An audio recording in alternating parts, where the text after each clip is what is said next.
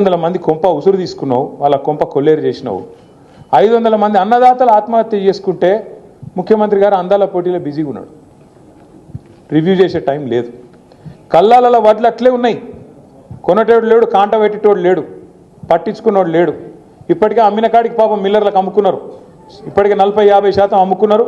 ఆడనో ఈడనో 10% 20% కొన్నారు, కానీ దాన్ని పట్టించుకున్నోడు లేడు. వానలు పడుతున్నాయి, కల్లాలల్లా వడ్లు కొట్టుకుపోయే పరిస్థితున్నది. ధాన్యం మొలకలెత్తి రైతు ఆగమై రోడ్డు మీద పడే పరిస్థితున్నది.